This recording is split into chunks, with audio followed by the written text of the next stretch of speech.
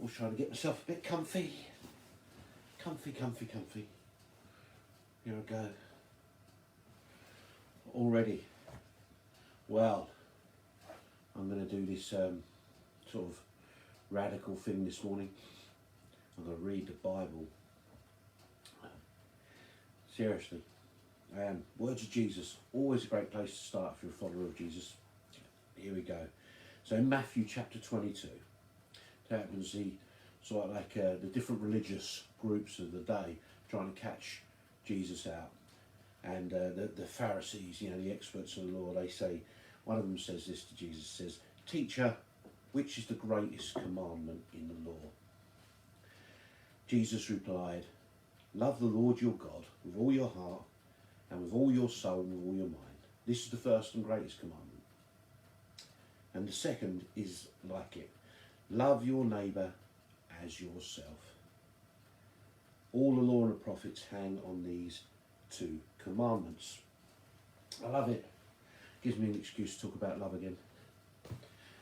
Which is always, serious. It always will be. Love is the key, it's the thing, it's so important. It's love. So God says, what's the most important? Love God.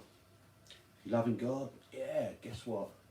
Everything that explodes out of us is based in love then. But there's one little phrase there that maybe gets a little bit overlooked. I just want to focus on this morning, and it says, love God with everything. It says, love your neighbour. It says, love your neighbour as yourself. And that can be very hard. The as yourself bit. Do we love ourselves enough?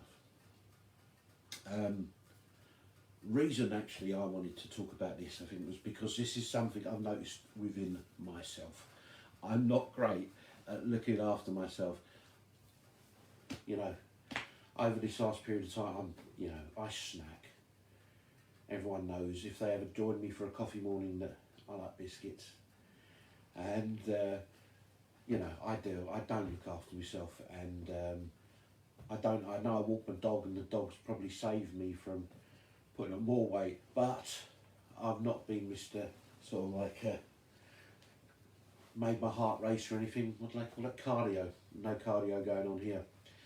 And I don't look after myself. And actually I go, give out, and I'm really honest with you. I was thinking whether, I'll tell you this, as if it's some big secret. But on a day off, quite often, if you looked in through the window, all you'd see is me sitting in this chair. Because actually I'm not looking after myself. I'm not great at it. And for many of us, we're not. We have all sorts of reasons why we've got to give out. We've got to give out. Help. And we don't love ourselves. I like breathing.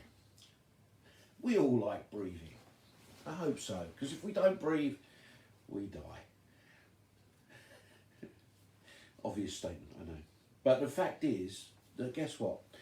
You breathe out all the time.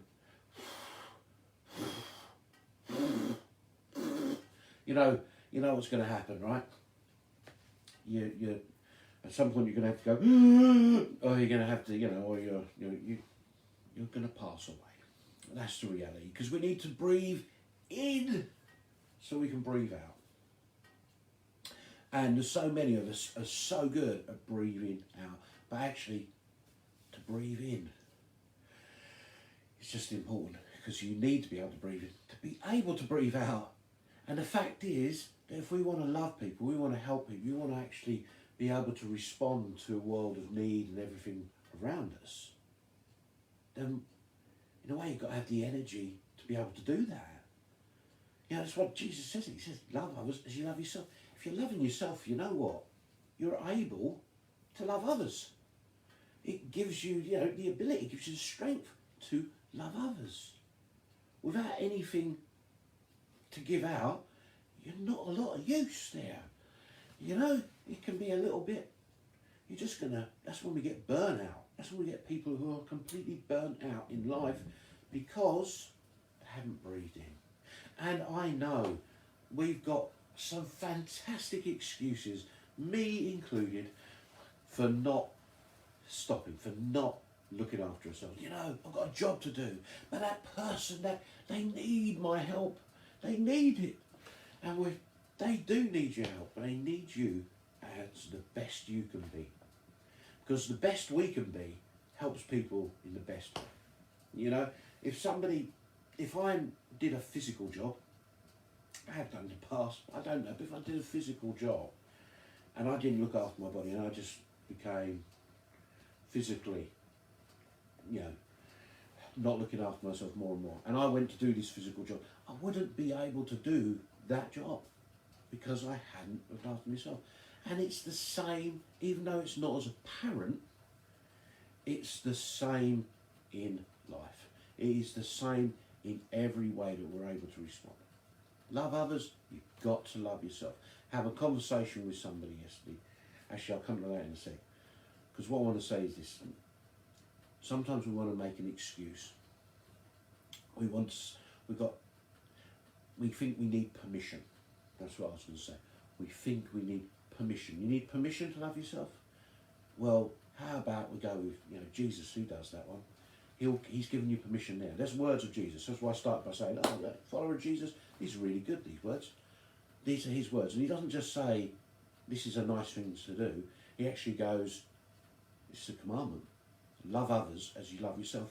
And we can go chasing after, yeah, we've got to love others. That's what Jesus commanded us to do. Wait a minute, he also commanded you then to love yourself. So, that's the challenge, isn't it? That is the challenge. How do we do that, especially in these times? How do we love ourselves? Well, as I was going to say, I had a conversation with somebody just yesterday, and really good idea. I won't name them because they'll get embarrassed. But really good idea. That was one of the things they said to me was they'd been told themselves that when they looked in the mirror, tell yourself I love you. No, I love you. I love you, John. How about that one? How about starting by actually telling yourself you love you? I love you. It's a nice idea of just, you know, recognising in yourself what God recognises in you. Fact is, as I said about that basing all things in love, God loves you. He is for you. He's chasing after you. He's this reality of words of affirmation. It's this reality of, you know, a God who wants to build you up. He's for you. He loves you. He likes you. How about starting in the mirror in the morning and start loving and liking yourself? Look in there and say, oh, John, I love you. Because you know what, John? You're loved. And then the next thing we can do is make time. Make time for ourselves. And the guilt attached to that, making time for myself, that's not allowed, is it? Once again, come on, Jesus commanded it. Yes, it is. And it's important. It's important that you refill so that you're able to give, you know. And that's, I mean, that because I know there'll be parents watching you and sit there and think, oh, how am I meant to do that? You know what? You can be the most, you know, the best you can be if you're able to give yourself that time so that you're able to give out to your family, you know? So, how do we do that?